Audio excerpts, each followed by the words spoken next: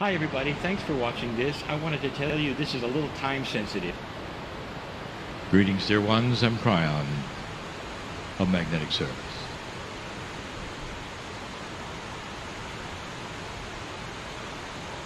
It has been mentioned that there are those who are unseen that know who you are, who are here, and I mean here. If you're a visitor listening to this later, here means here for you as well. This is a sacred space that you have decided to listen to. And if you continue listening, all of the energies that are in this room at the moment are yours as well. Humans, everyone, respected, honored, everyone. There is an entourage that doesn't just accompany me. It's an entourage that is developed from the various soul energies in the room. An entourage that comes to watch, honor, sometimes seemingly sit in your lap, knock on your nose, just to say, we're here, we're here, we're here. Years ago I said it, you're never alone. We mean this. It's impossible. Because of the system that is spiritual. The system, if you wish, of God. You come to a place and you finally understand and realize, number one, you're part of the system. Number two, you're here temporarily. This soul journeying that you do, you're here temporarily. Until the next journey in the next life, same soul. And so, dear ones, we're looking at ancients among you. And there is so much honor that you made it, that you've come, that you're here. We wish to extend the teaching from last week. Now, if you had no idea what that was, it's fine. We always start as though you don't, so that we can be complete. With those who would listen to one message, you wouldn't have to then listen to others. Last week, we introduced you to the concept of clearing that which we call your Akash.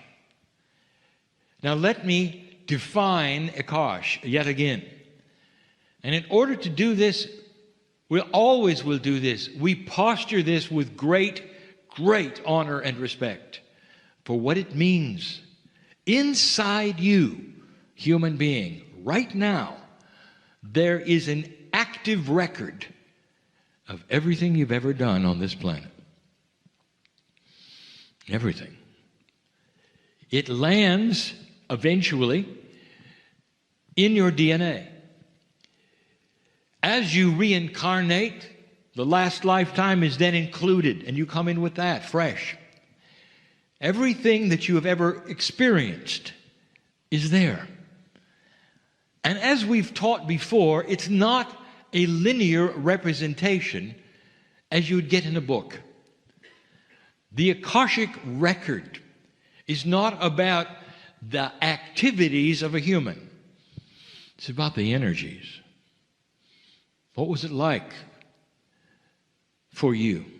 Short lifetimes, long ones, various places of the planet, different cultures, different faces, different languages, different food.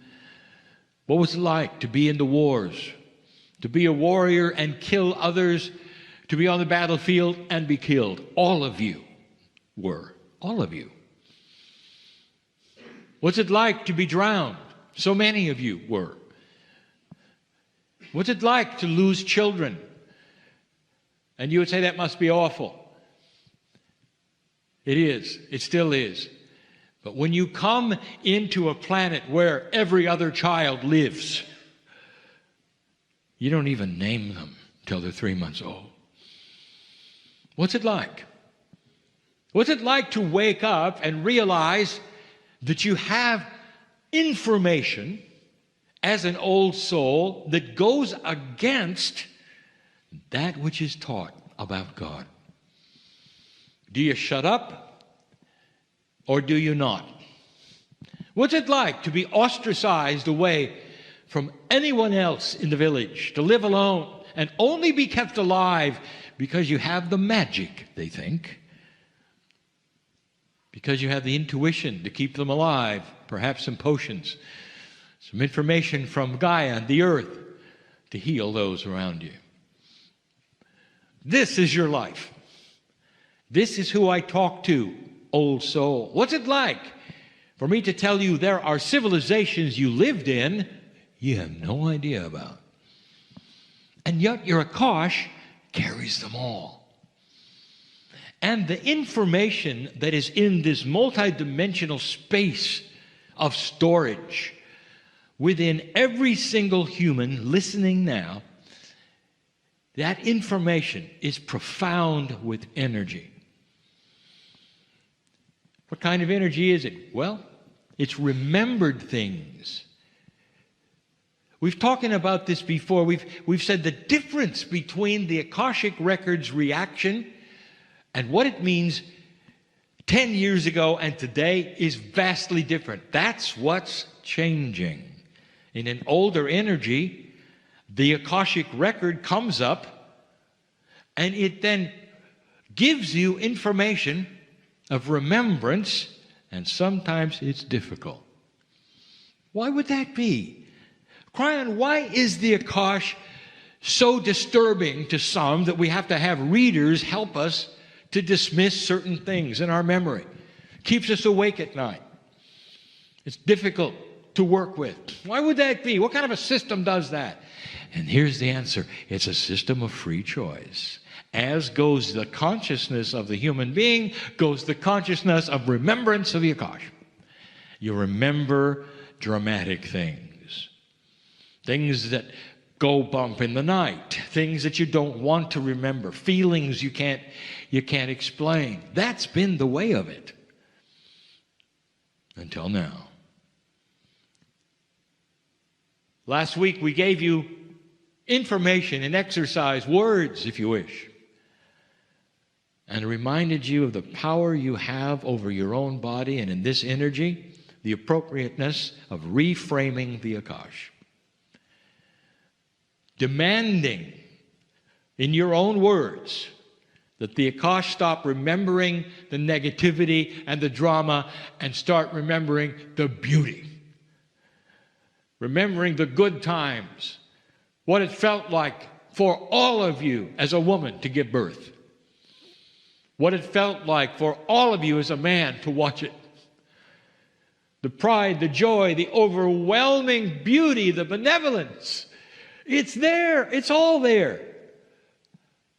To command your Akash to stop with the old energy programs, the tapes that play, and instead give you something you didn't expect. Beautiful memories. It changes that residual buzzing in the background. We told you that. Now, where does it go from here? It may seem like we're going to skip around, but I'm going to tell you what has happened to the Akash, what it became. Now, the Akash has never changed, but human beings saw it and rewrote the rules. I'll tell you about that. So you have a bit of an understanding about the buzz that some of you have. But not before an update. There are those listening to this now who were there last week. There are those who not only participated in the exercise, but will listen to the channel and participate again. Those who have never heard of it will hear it the first time and participate. There will be thousands who will participate. There will be some who feel something, as I said. There will be some who don't. Because timing is everything. You are unique on this planet. There is never a time when we give you information of one esoteric pill does one thing for everybody. It doesn't. It doesn't. Some of you must work at it and work into it, must do it a number of times if you wish. Although, I'll tell you, the body hears it the first time. Oh, it hears it. Hears it and starts working on it, even though you don't think it does. Here's an update. There are some of you, not necessarily in this audience, but the ones hearing me now, who've had some interesting dreams all of a sudden. A dream that would put you back into circumstances that were uncomfortable.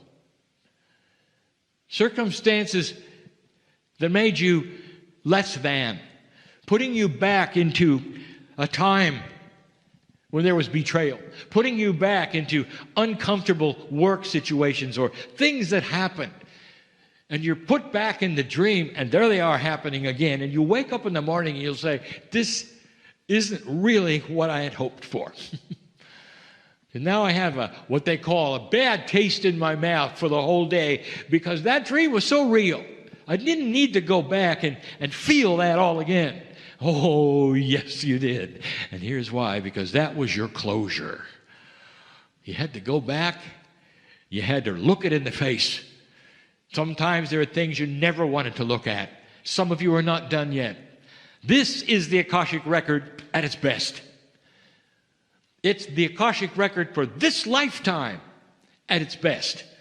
Things that have happened to you that you go back and revisit. In the Akash, a drowning, a death, or a time perhaps on the battlefield where you took a life and it stuck with you for ages, and suddenly here comes the dream and you just feel awful. You'll say, I just killed somebody and I feel it all over. It's the worst thing that ever happened to me. I couldn't do that, but I did it. I can feel it. Or I was just killed. Or I drowned. Whatever it was. Then you'll wonder, what is the appropriateness of that? I'll tell you, it's a closure. It means it's gone. That's what it means. And if you're one who had one of those dreams, congratulations. It's working. Do you see how this works?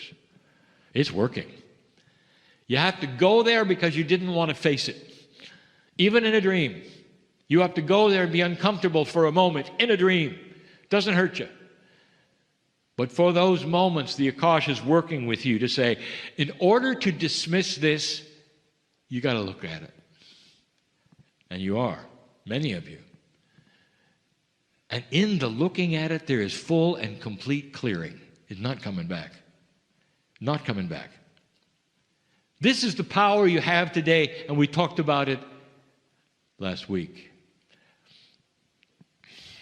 I want to talk about the Akash. It's beautiful.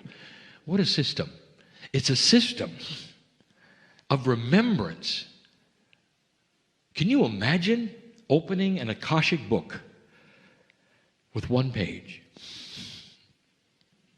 One page is everything you've ever done. Because it's multidimensional, the one page is thousands of volumes of energy that are multidimensional. They come flying out. They go all over the walls and the ceiling. They're not in order. They don't have to be. And you look at the ones that are different colors because they have different energies. Can you imagine going back and seeing who you were, what you've accomplished? Do you think that there's a measurement in the Akashic record, not of horror, but of beauty? Do you think there's a measurement of wisdom? How much did you learn? And how would you like to have that presented to you today? So that you can walk from place to place and not make the same mistakes. So you can know when someone's telling you the truth. When you can feel when you get up in the morning a benevolence that says, this is a good day. It's a good day because I'm here. It's a good day because the sacredness in me sees the sacredness in Gaia. It's a good day because I know my ancestors. It's a good day because those who interface with me today will also feel it. And it may be as simple as you and your children. They'll feel it. You and somebody at work, they'll feel it. This is the difference between human beings who are always affected by the noise, the buzz, that in the Akash, which is always there, that has always kept you away from the magnificence that you deserve. And we dealt with it last week. I'll tell you what happened in history. The Akashic record has been with you since the seeding of the Pleiadians. when you started receiving the sacred information from the very, very top. Either original or you got it from an ancestor. And you started to awaken with spiritual knowledge. The old souls of this planet have always had it. You are the ones that hold this information. It's beautiful. And it's simple. You came from the stars. You came from that which is God. You're seen by God as beautiful. And the God that you were introduced to, the Spirit, if you wish, the creative source, if you wish, was so far above any consciousness that you have ever seen on this planet that you can't describe it. Pure love. Pure love.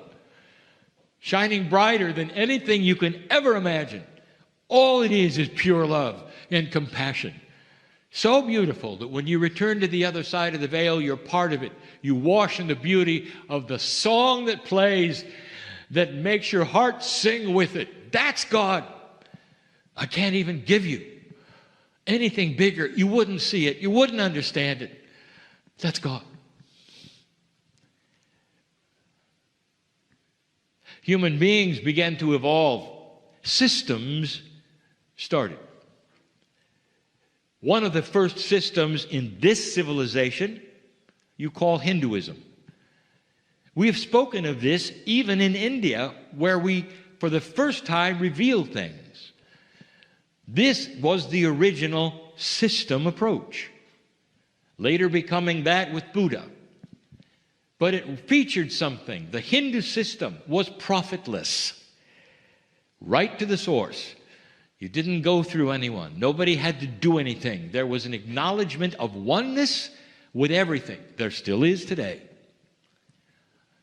But the Akashic record developed into something different. Enter karma. Karma is a direct derivative of the Akashic energy. Things that happen to you that then lay energy in certain ways that invite you to clear them.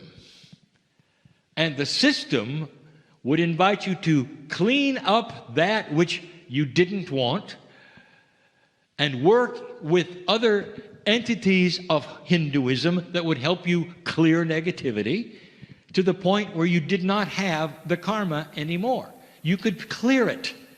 You could go to a place where you were in full enlightenment because you did not have any more karma. Now, dear ones, do you find that interesting that that's exactly what we did last week? It was a system of clearing the Akash. It is there yet today. When I arrived 29 years ago, one of the first things I taught you is that karma worked then, it's no longer needed. You don't have to remember any of these things. It's automatic karmic clearing is automatic Akashic clearing. We told you you don't need to be pushed around by any energies. At this point in your life, in the spiritual system, karma is no longer needed. That's controversial. Look at who you are today. You're coming in with full knowledge.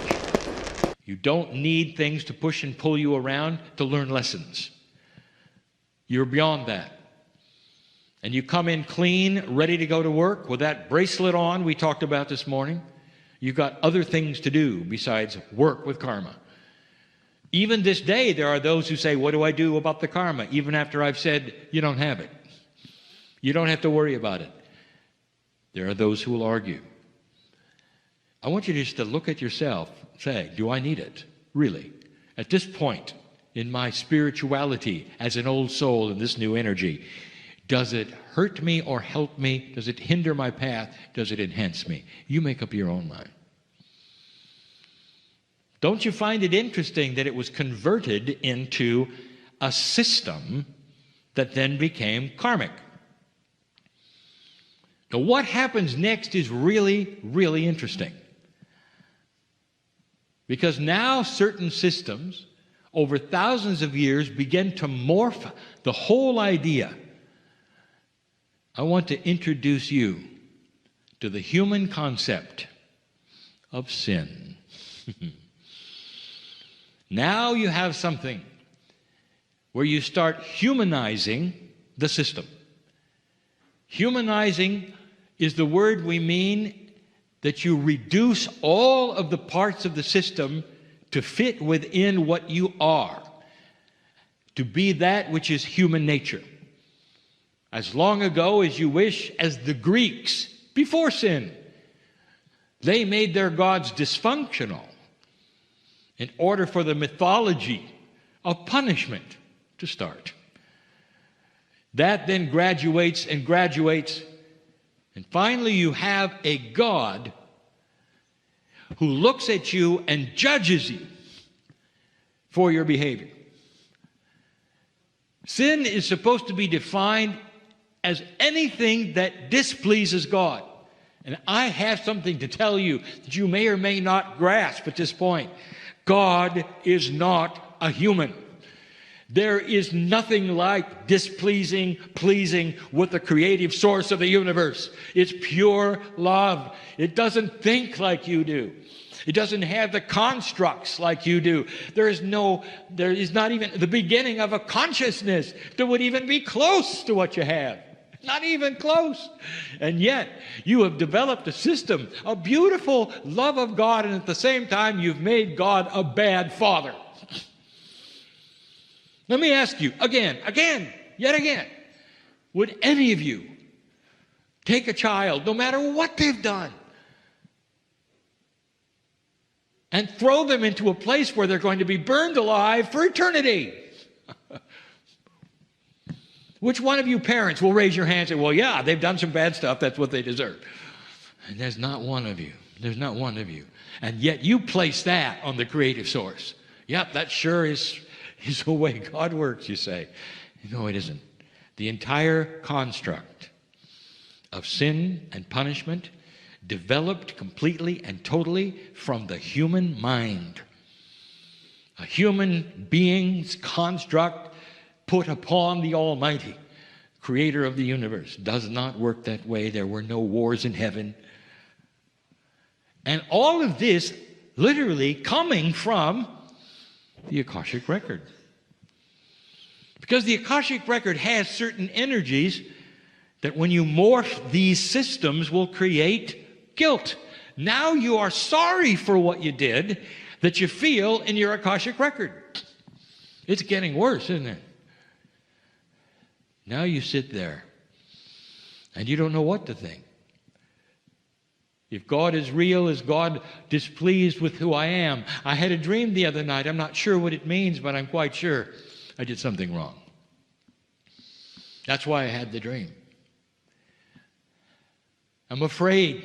I'm afraid I'm not doing this or that right or wrong. Never understanding at that moment in time. This is a derivative. That which is your Akashic record. The energies of your record literally were then converted into karma, then converted into sin and punishment. All these same reactions and feelings then getting lower and lower in a consciousness state. Bring me to your knees, human. I'm afraid.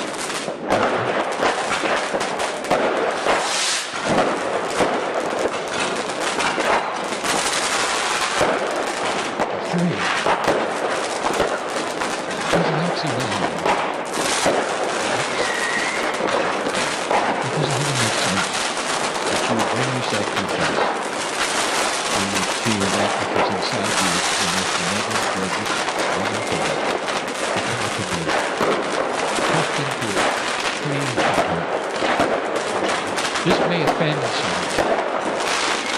That is not the purpose. The purpose is to reveal in your life the open gates, to unseal the ground of truth. There is no judgment, but God the Creator. Where is it going next? What's going to happen? Revelation on the planet? Compassion is coming? Reframing and rewriting some of these things that I've just told you. That's what's going to happen. I know this because I've seen it before. I bring you this history to show you where this has come from, what has become, these wonderful secrets that you had, literally, as a Lemurian, some of you, from the original teaching wheel, had to go underground, not be taught, only be kept. Secret societies. You think today are conspiracies that only ones who have kept the secrets of what you learned in the room. And in this new energy, they're starting to pop out. You're going to see organizations start to reveal what they know, and there's going to be more physics going on. You're going to start creating organizations yourself to teach these things, not in secret. And I remind you, it's one of the first times you've been able to do this. Without something coming after you, or being shut down, or worse. There are some who are still afraid to come out of the closet. Closet light work. They don't want to come out of the closet because the last time they did it was awful.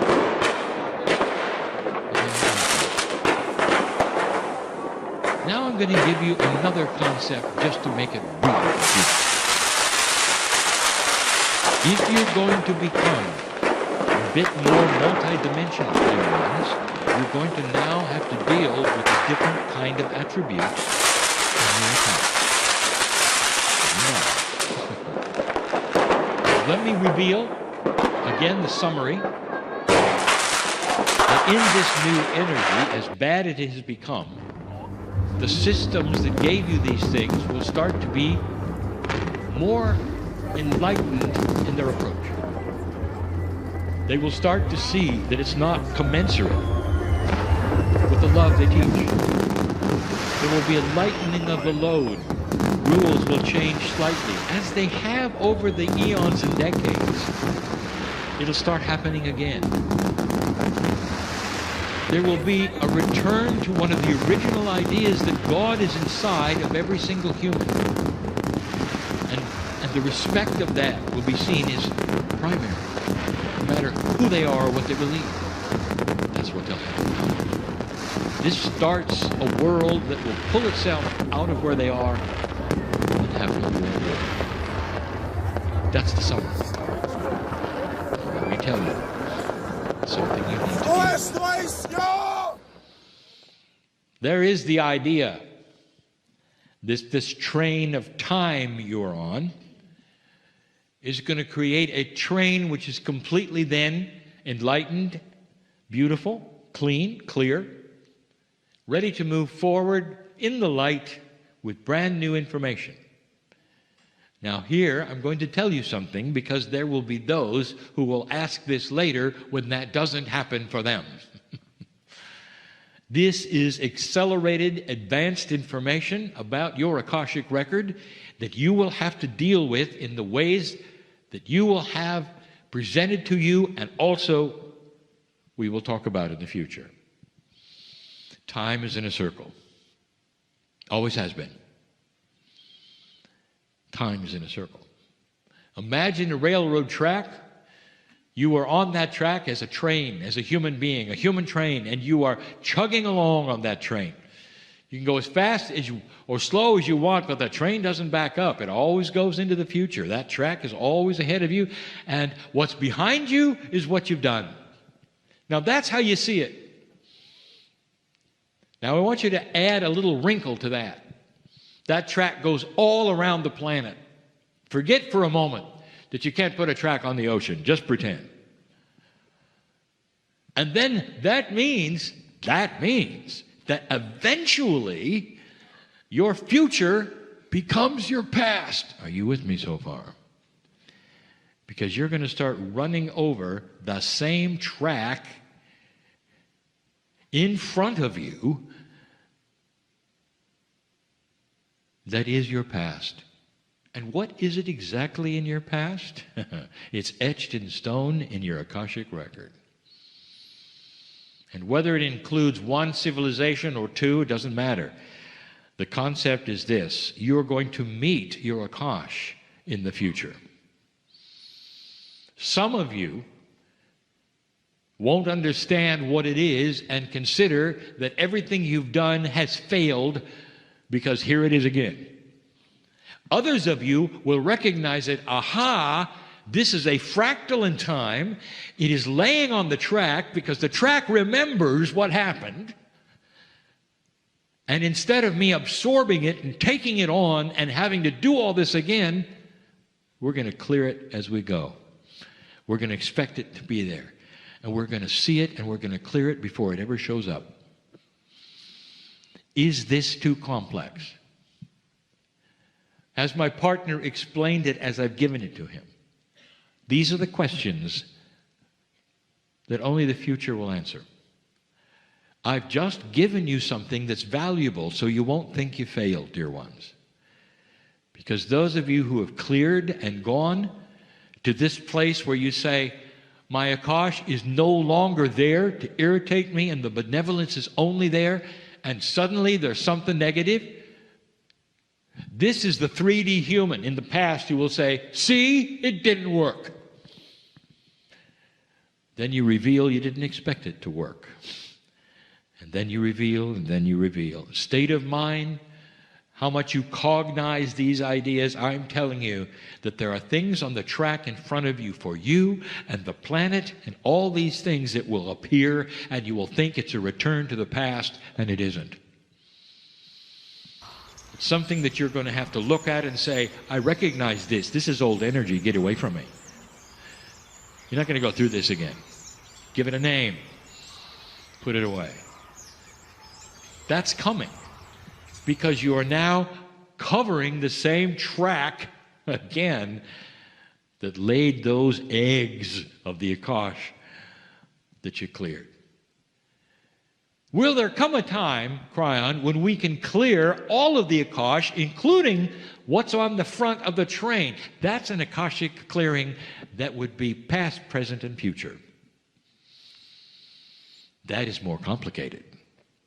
And that's the next step. I'm telling you about this so you won't be surprised. There will be coming processes to help you. But as you understand it, when it comes at you, you won't be confused. You won't think you did something wrong. You won't go back into guilt. And you'll look at it and go, Kryon said it was here. And here it is. And you can laugh. Because it'll disappear as soon as you recognize what it is. It's a past karma that's in front of your train that you cleared. Therefore, it's a phantom. We'll even give it a name. Beware of phantom karma.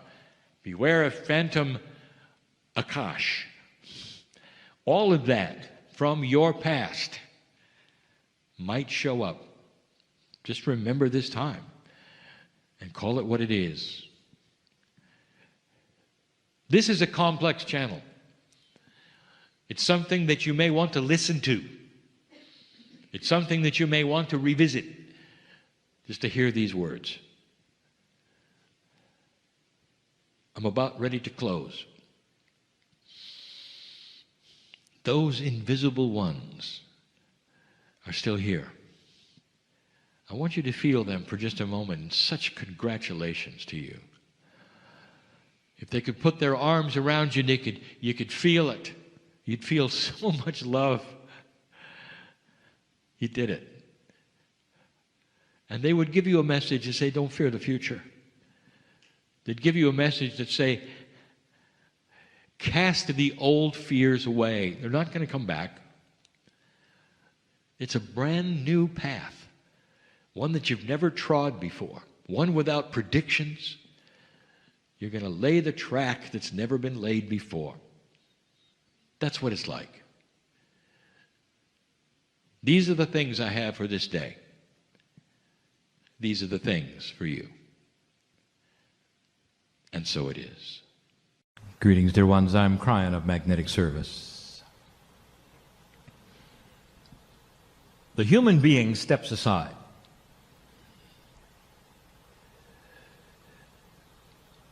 And the higher self, which represents that piece of God in every single one of you, is the portal which allows for spirit to enter.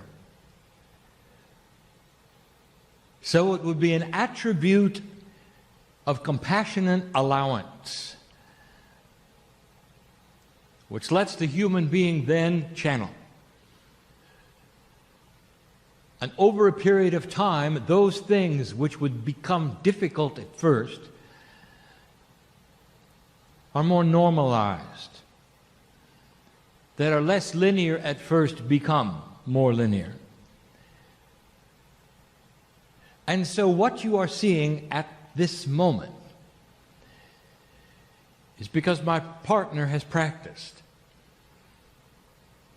And he's given an allowance for Spirit to come through in a way that is pure, loving, and represents the compassion from the other side of the veil.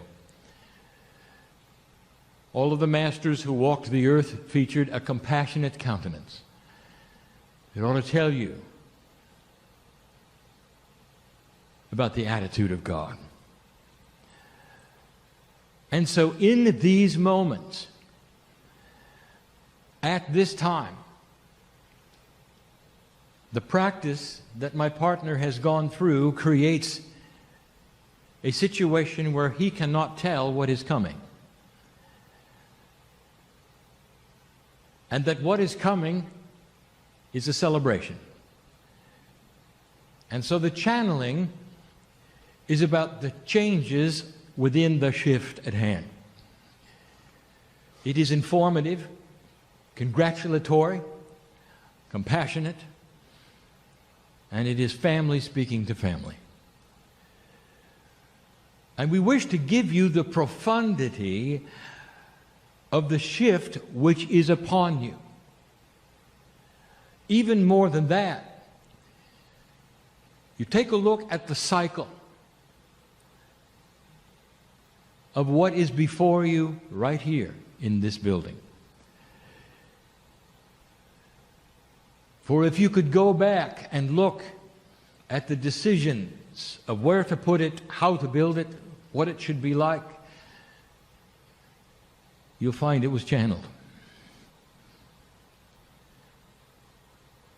And so the very moment that you sit here now was seen as a potential when the ground was broken. For the ones who were healed, for the graduates, for the ones who would study the things that are out of 3 dimensions, all of it was seen as the ground was being broken. And that is what we speak of as seeing the future. For Spirit can only see what the potentials are which are there given by human consciousness.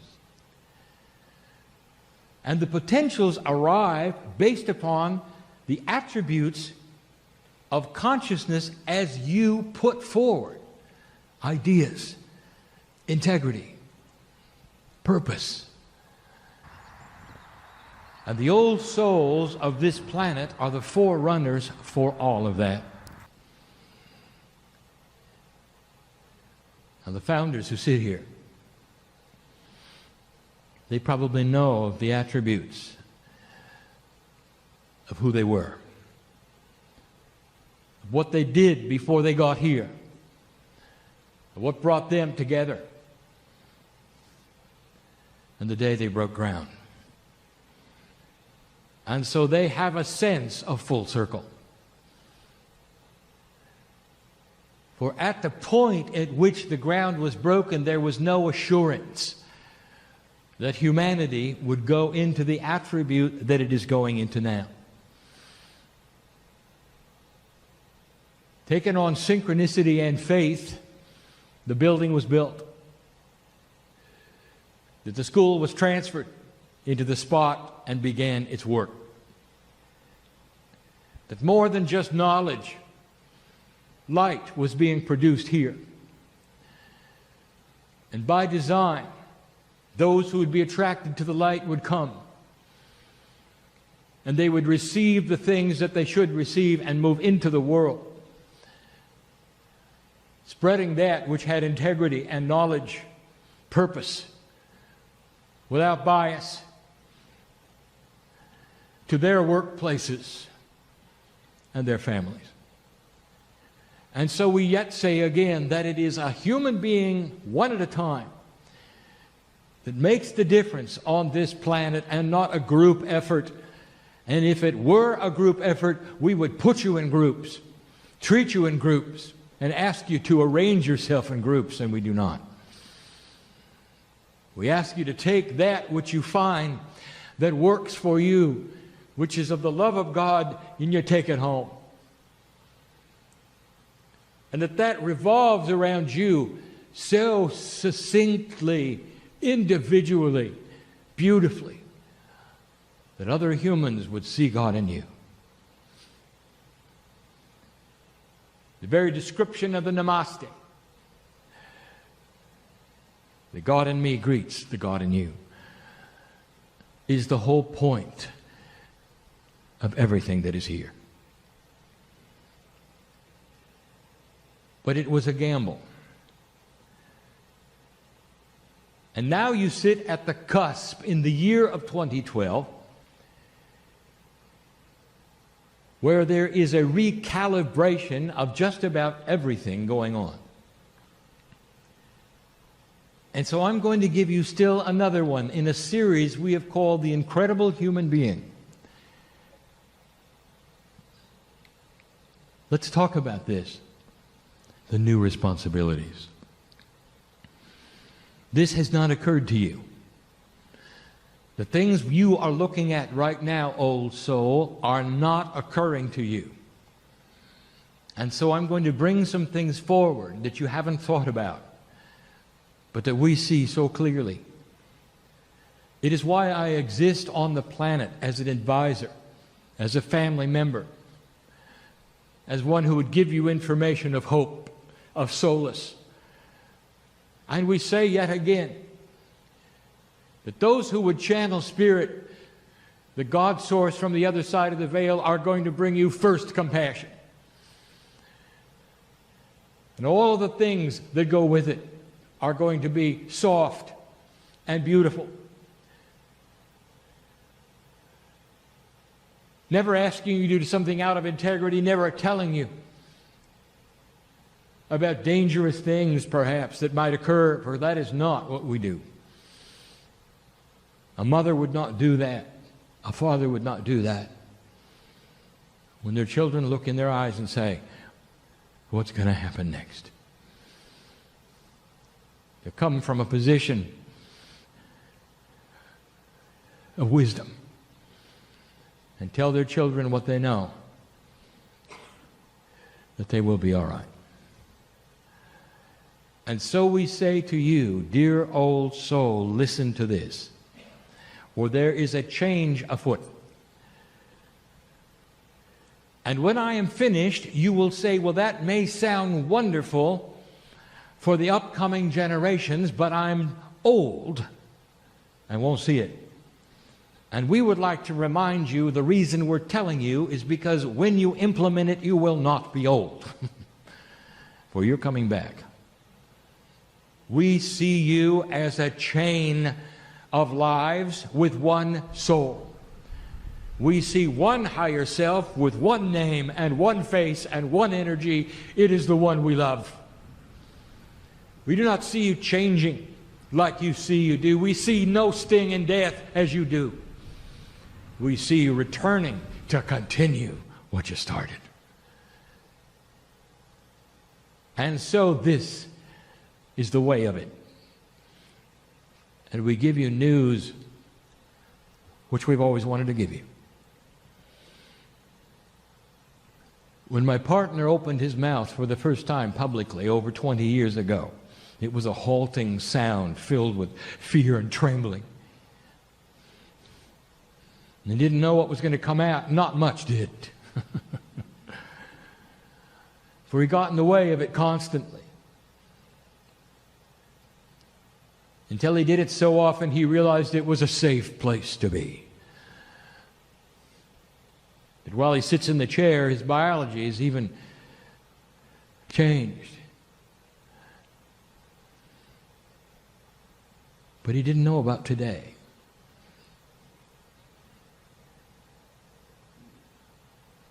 That today we would be able to tell you what's next because we see what you've done.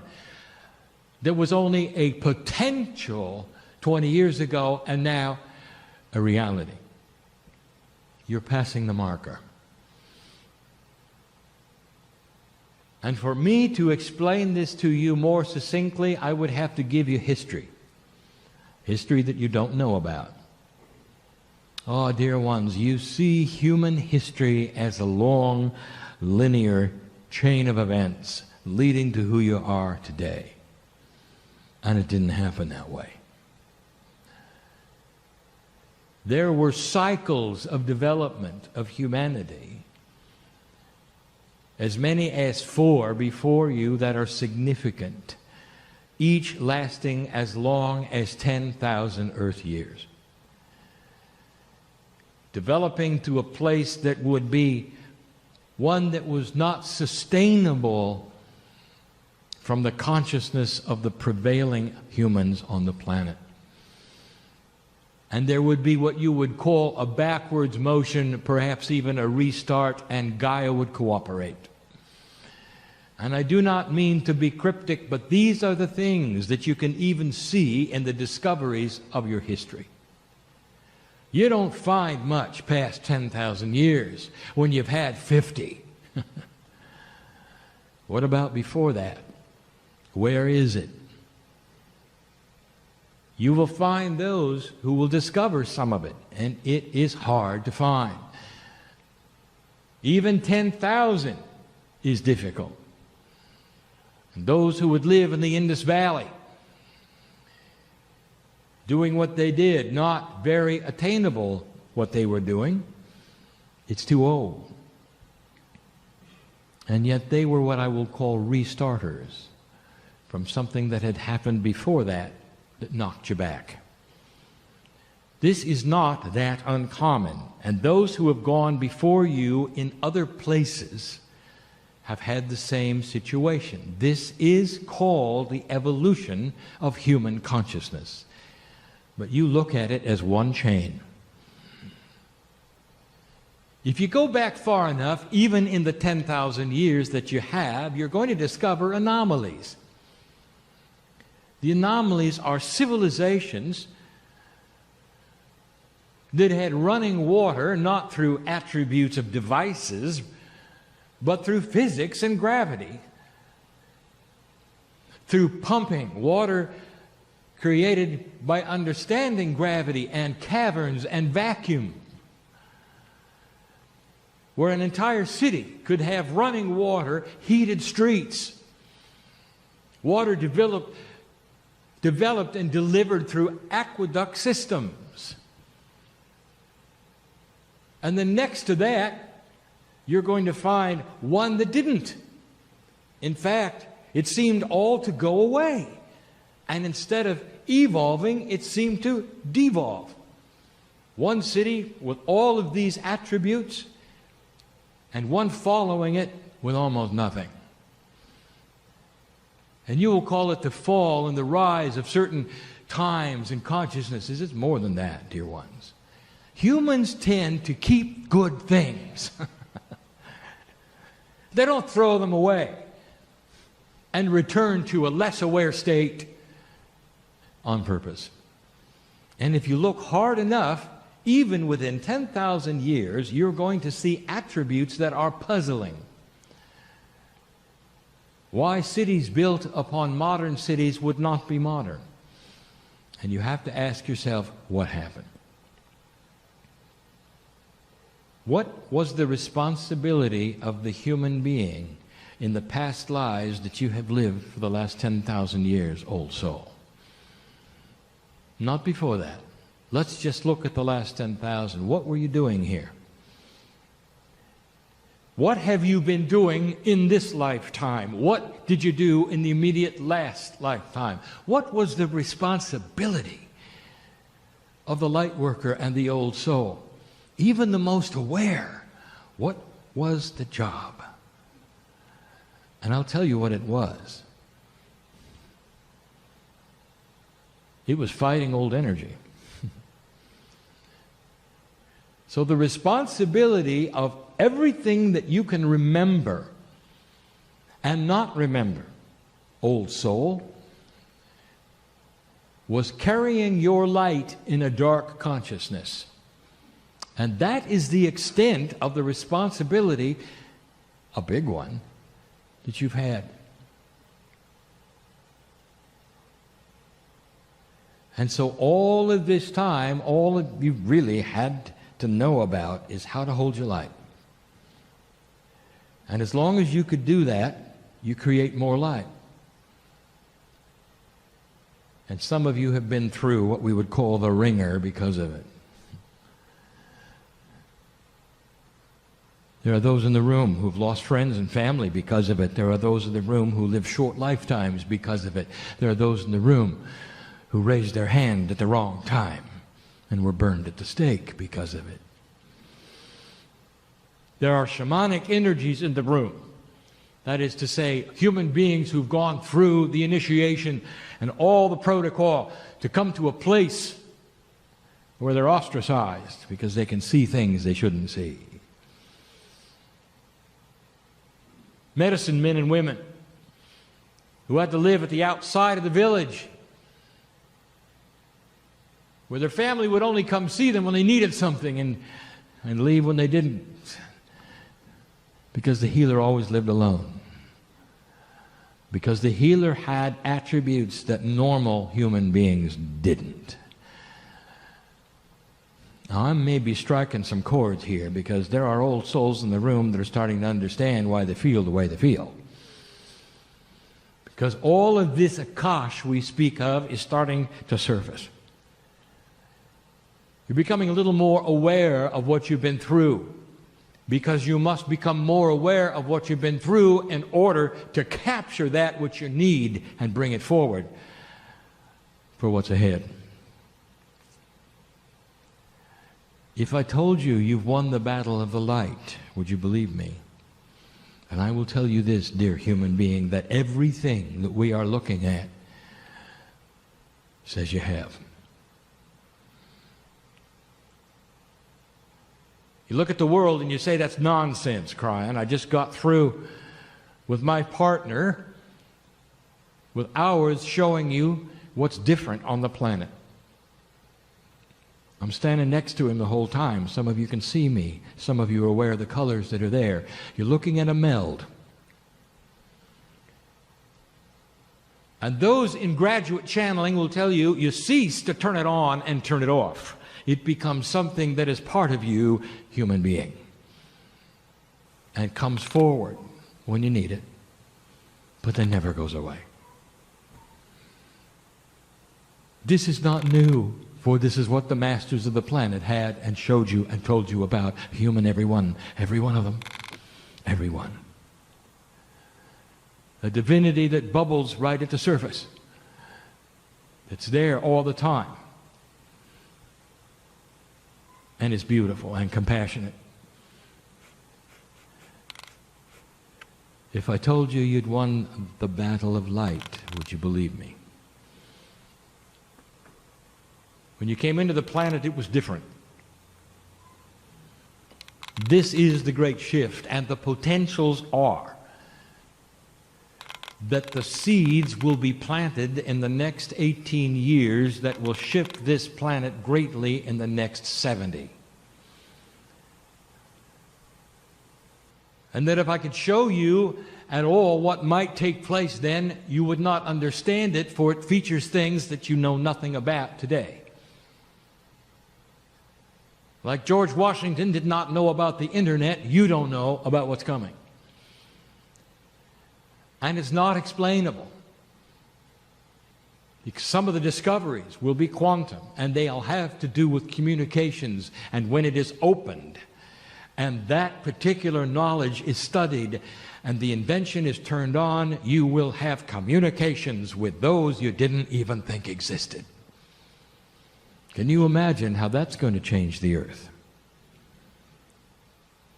It's a bonding when you see the big picture. When you realize you're not alone. It's a catalyst for peace. It's not frightening when you hear those who have always wanted to talk to you in real time and you now can do it and you realize they're just like you. It's an earth that may celebrate instead of going to fear like your movies tell you, if you understand what I'm saying. You passed a marker where the potentials are very high, light worker, very high, that through these next decades, things will continue to settle. It takes a long time, for the energy dies hard in certain individuals, and they will not die at all until they die. And so you will have those who will hang on to the end, believing they're correct in their old energy, in their greed, in the way they think things work. For those of you who think you're going to turn a page and everything's going to be wonderful, I tell you that. It isn't. But the struggle that is the main struggle of dark and light is changing. For you are no longer fighting the wall of darkness that is insurmountably affixed in front of you. It's moved. It softens. It becomes lighter. Shades of gray, perhaps. But you're winning the battle. And that means you're going to face another kind of responsibility. And in order for you to see what is next and what you might be doing, light worker, it's not going to be that hard, for we're going to take you back in time, way before 10,000 years, way before this section of your civilization,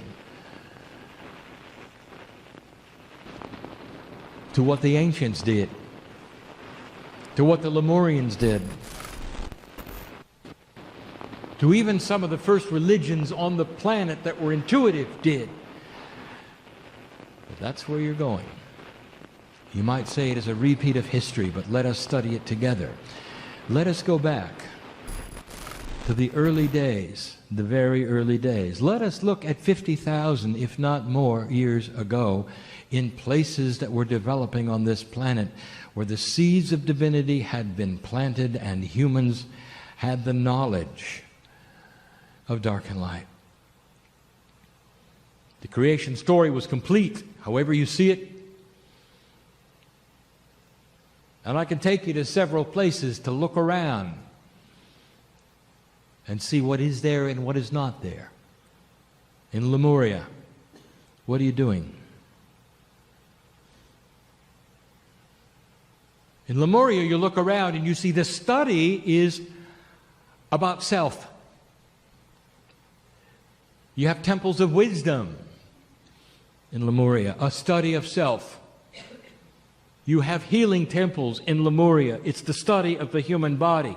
It is about consciousness over matter, because that's what you were taught by those who were there, who were the teachers.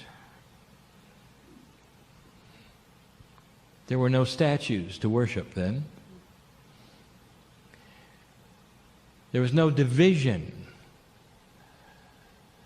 of sacred thought then.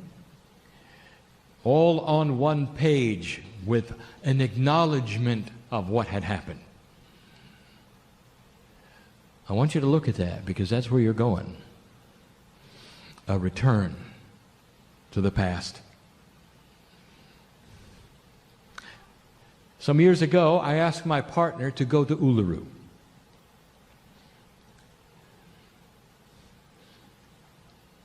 He had a profound experience there. He did not sit in front of the Aborigine for very long. He listened to the stories, and he was aware of the energies. And it was a long time after he left that he started piecing together what he had heard. And here's what he heard. A civilization more than 50,000 years old, in the middle of a continent that never changed, much like Lemuria. So that which was developed then passed through the elders and through the young people and then through the elders again, became clear what had taken place. What was the Aborigine doing back then? We're not going to find a lot of idols to worship. For they were receiving information for what they called their seed sisters. And what they had called the ones that were sacred with names that could be not pronounced. And that they took that information within, and the first thing they did was to ally with the earth. That they saw a consciousness in the planet and they allied with it. They did not worship it. That they saw a quantum energy, and that's all we can call it, that was available to them in what they would call their dream time. They believed they could be in two places at the same time, and they were. And they still do it. And there would be those who look and say, oh, how quaint. Well, there's nothing quaint about it. It's advanced, dear ones. Elders with names that cannot be pronounced from places that don't exist on the planet, teaching them what to do next. It was about self, learning all about themselves, what the divinity inside them could do. You take a look at the ancients on this planet, and it was about what they could do with the planet. You look at the tribes that were tens of thousands of years old. There weren't a lot of idols for them. Instead, they had a firm grasp on their connection with the earth. That's what they did. They were aware of what today has been lost. You're struggling with dark and light. They're learning quantum. The Hindus on the planet claim that theirs is the first organized group to put together something that would have what you would call loosely as membership. They would have devotees, those who would dedicate their lives to the study of the God within. And listen to what they said. That a human being could achieve such a status of ascension that they wouldn't die. Or that if they did, they would come back in the same form. That they had past lives and future lives. Does this sound familiar? The Hindu was studying the quantum parts of their own divinity, leading to the Buddhists who would see the connection with all things being one, with the earth, with the sky, with the energies of the garden. The gentleness and the compassion. Am I being clear to you? This is where you're going. Not to become a Hindu or a Buddhist or a Lemurian or an Aborigine, but to take the light that you have struggled with and start turning it inward and finding mastery. The new responsibility of the human being in these next years is starting to twist itself from fighting a battle of dark and light to moving into knowledge. What did the Lemurians do? They studied knowledge given to them by their seed sisters. What did the Aborigines do? They studied the knowledge given to them. If you ask an ancient where the knowledge has come from, he will say the ancestors. And the ancestors are the ones who are revered because of their knowledge. If you ask a Hindu what is the most primal thing he can do as a Hindu, he will say to study God inside me, and that is knowledge. Now, it comes full circle. You sit in a building, and there are those who can remember when the first shovel of dirt was turned over. You come full circle. For the grounds here are sacred. And when you walk outside, you should know that they are. Because it's about the knowledge of the God inside. And that's the only thing they teach here. This is a futurist academy. And the elders knew it at some level when they put that which is here and made it real. So even it will change, but not much. For the things they teach in this place is where it's going. And there will be more teaching it, and more old souls attracted to this. Perhaps even extensions of this. No more fighting the battle of dark and light. Instead, it is turning itself into the study of the God inside. And that creates more light than anything you can imagine on the planet. It plants the seeds firmly. Not so that all will someday become light workers, for that's not in the cards, as they say, but so that all would have eventually a more compassionate consciousness, no matter what they believe. Brought to them by old souls who are changing the very crystalline grid of the planet, the grid that remembers who you are. That's why they call it crystalline. Look in front of me. You've got an altar under the ground, and part of it is crystalline. A testament to what is coming, to what was known, is available. You might say a metaphor of pieces of the earth that remember the vibration of what you put into them. As you study the knowledge of the ancients, which is the God inside you, you generate light. More light than you can imagine going into the crystalline grid, creating portals that didn't happen before, creating an eventual consciousness that when a child is born on this planet in the future, that's what they'll pick up first, because that's what Gaia will give them. And they won't have to fight the battle of dark and light that you did. And some of them will be you, old soul. And you'll come into this planet firmly with a compassionate factor that you didn't have when you struggled with the fight of dark and light. It's the new human being. It's the new responsibility. The incredible human being is changing. But it's come full circle. Imagine the struggle to teach the kind of things that are taught here. When the knowledge was fighting the darkness around it. Now, turn the page and imagine for a moment those who will line up to be part of this because they see the wisdom in it. And the fight will not be as great.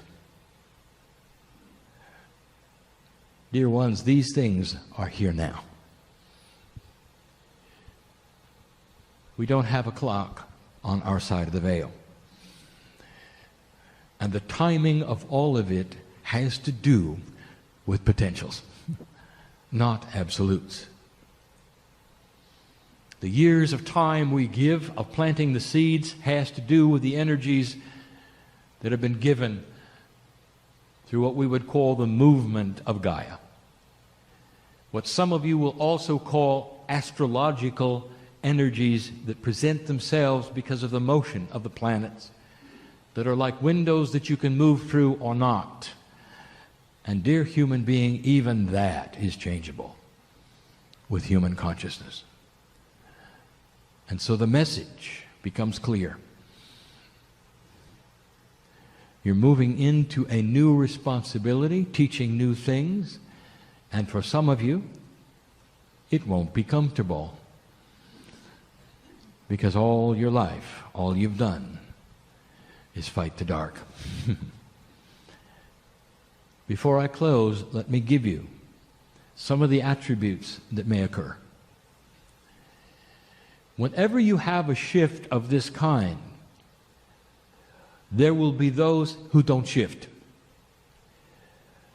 And will have to go through life the way they are, pretending to fight a battle that is no longer there, or at least not to the extent it was. And when the enemy starts to disappear, they will conjure their own so that they can continue to fight. It's an odd perspective, but it is real. And so they will go into imbalance, conspiracy, unhappiness and fear. And they'll be light workers. Because no one sat and told them about this building. Or the things that are in the future that are a realignment of perception. Expect it.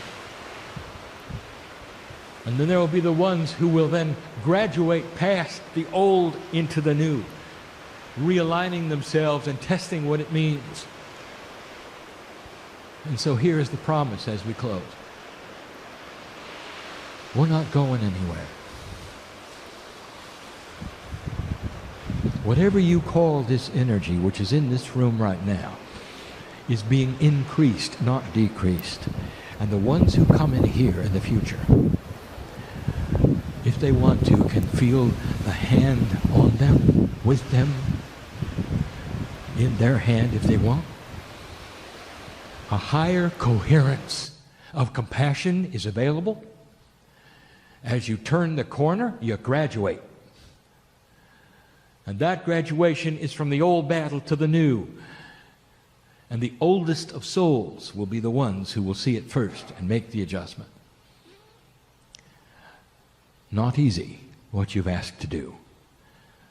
Advanced information today that many will hear and not understand.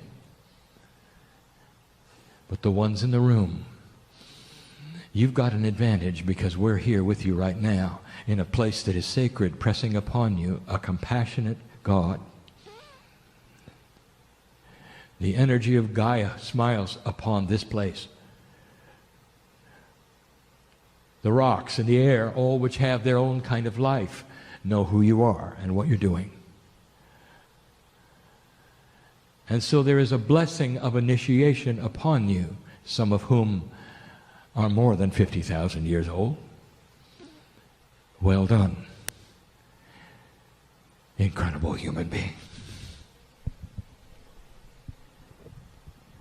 And so it is.